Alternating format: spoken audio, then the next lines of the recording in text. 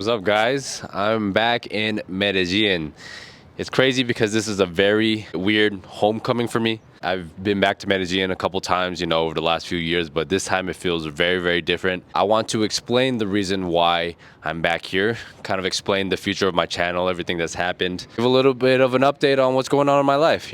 Yes, I am moving back to Medellin. I'm gonna be here for a few months to be doing business. I'm gonna be cranking out a lot of Medellin content, and it's gonna be really, really awesome because I'm gonna be upping the production quality.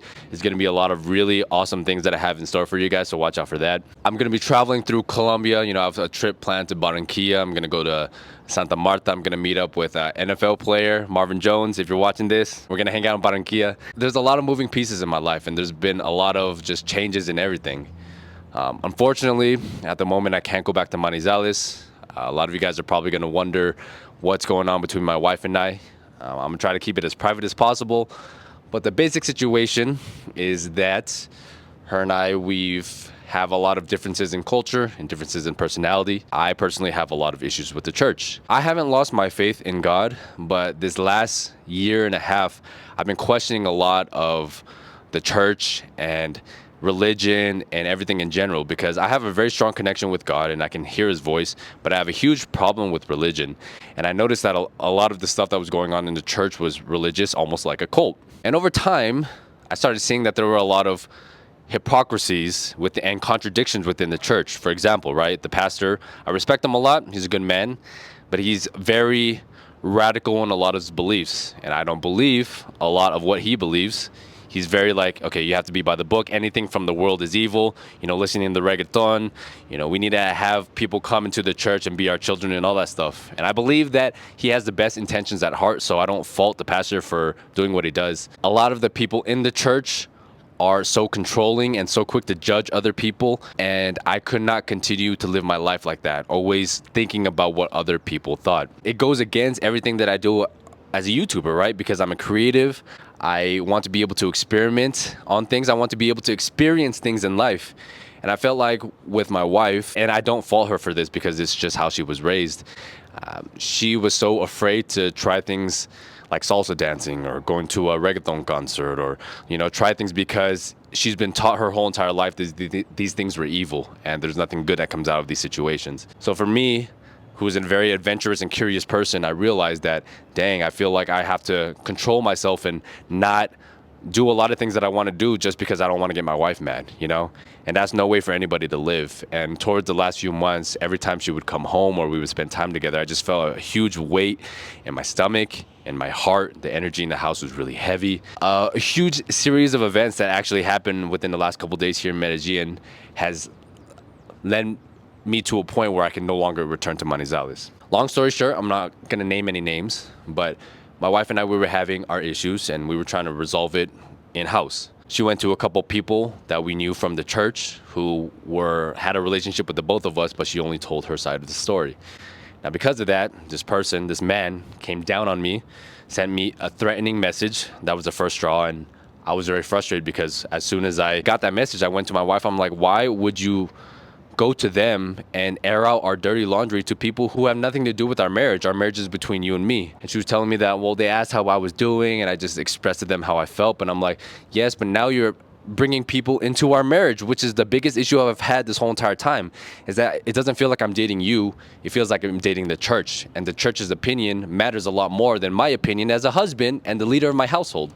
I had this suspicion ever since the beginning of our marriage, but it really came to fruition now recently. Due to another series of events, it also led to this man sending me a very threatening voice message, essentially saying that, calling me every single name in the book, calling me a liar, a hypocrite, and threatening to kill me, essentially. He said that, I hope you come back to Manizales because you've only seen the good of Manizales and you've never seen the ugly. And I wish you come back to Manizales because when you're here, I'm going to kill you. This confirmed my worst frustration and my fear that, okay, of course, this influence has been on top of our marriage this whole entire time. So I've never really been able to be the man and control the route of our marriage and our life, because we always had this looming influence of this person and the church on top of us. And it was very difficult for me to lead a marriage that way.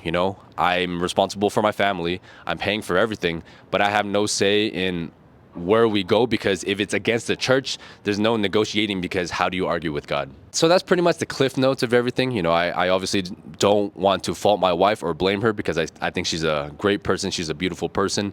We're just very different people. And due to an unfortunate set of circumstances and events that happened, I'm no longer welcome in Manizales because I fear for my safety. I can no longer be a part of that group because I'm now ostracized from the church. And, you know, with any divorce or separation, I understand that that kind of comes with the territory. But it was crazy to see that people who were supposedly Christian or men of God, or people who were following in Jesus's footsteps, could flip into such hostility, but to the point where, like, literally death threats coming at me. And I'm just like, well, if this is religion, if this is what's supposed to be Christianity, I want no part of this, because this is the suspicion that I've had since the beginning, that it was almost like a cult. And it was great that they let me into their group and they took me in. And I was in a place of instability. You know, when I first arrived in Manizales, I didn't have any stability in my life. You know, I just got the girl pregnant. We had the abortion. I didn't have any financial stability. I had no good relationship with my family. So I was just kind of lost. I didn't know where to go. And when I saw the church, they took me in, and, you know, they were super nice to me. And I was like, wow, this is what I want for my life. That's why I dedicated myself to the church. You know, that's why I decided to marry my wife. Over time, I realized that I don't know if I really married my wife for love, or if there were a bunch of like external outside pressure from the church and the people who we had relationships with in order for us to work out. And I remember 2 months before we got married, we sat down with the pastor, and another reason why I respect him is because he called all of this out before we got married. He knew that this was going to happen. And he told us that he's not going to marry us if we continue this way. But my wife and I, we had a talk, and we said we were going to negotiate. But my dad told me something the last time I went to the US that really stuck with me. He said that the worst thing we do as humans is that we get married expecting the other person to change. But people don't change. I've changed a lot in my growth in my channel, everything that I've experienced. But I thought in that church, they always talked about how much God changed their life. But once I believed something a little bit different, or I was on the outer side, the true colors came out, and I realized that these guys were wolves in sheep's clothing. They mask as people serving God and everything, but you really see what people are made of when things hit the fan. Anger is involved, or it's a bad situation, and all these true colors came out at this moment. So it was really unfortunate, because my wife and I, we were already talking about divorce for a while, because I was expressing to her my frustrations, how I could not argue with her or even like have any control in my relationship, because every time I would try to negotiate something that I like, if she didn't like it, she would always hide behind religion. And then she took the next step and went to people from the church to kind of defend her. And me as a man, I can never give up my values for anybody. I know what my purpose is. I know that my YouTube channel has helped a lot of people, and I have to stay true to that purpose. And the reason why I've been able to help so many people is my curiosity, my openness to try things and then talk about my opinion afterwards, because I'm never the kind of person that will judge somebody right off the bat. I want to experience something first and then make an opinion on it. And I think when I was in Manizales, and especially in this church, I became a very judgmental person. I will admit that. And I think that's why I had such a bad image of Medellin, because, you know, I had a lot of chaos when I left here, and I went to Manizales and I finally found some form of stability. And if I'm really being honest with myself, I don't know if I married my wife for love or if I married her for stability, because I didn't want to lose any of that. Because the fear that I had when we sat with the pastor was that if I break up with this girl, with my wife, I'm going to lose everything that I built here. I didn't have good status with immigration. You know, I didn't have a visa. I didn't have finances all set. I didn't have a good relationship with my family. And the only sense of stability and family that I've ever found in my life, I could potentially lose it if I break up with this girl right now. So I think ultimately that's what led me to get married. Silver lining, the whole situation and the wedding, was I was able to rekindle my relationship with my actual family again. And now I have the best relationship with my dad that I've ever had. I can go to him about anything. And knowing that he's there has solidified, like, okay, I'm tight with my family now. I have that stability. Now it's really letting me see things clearly, because I'm no longer looking for that in other people and in other things. It's just a really sucky situation. I hate that I had to come to this, because, you know, I don't believe in divorce. Like, if I get married, I want it to be for the rest of my life. But now it's obvious that we're very different people. I want to listen to my dad's advice, because I don't think people will ever change. And especially with religion, you can never negotiate with religion, right? Which is why, like, for me, I have a personal relationship with God who has brought me here to Colombia and made me all these things. And I'm still a firm believer, but I could just never associate with church or religion because they're just as bad as the liberals that I hated when I was in LA, who their religion was, LGBT or climate change or whatever. It's the same group of people, just on the flip side and the shoes on the other foot. Oh man, at this moment, I cut off contact with them because, I'm honestly a little fearful for my life. We're at the moment separated, but in the future, we're gonna get divorced and everything. And yeah, I just wanted to update you guys on that. And please don't come after my wife. I think she's an amazing person. She's awesome. I think she, in her heart, did what she felt was right. And it just goes back to the basic fundamentals that her and I were just very different people and we want different things for our life. And I think at the moment when we first started dating, our wants and our needs lined up.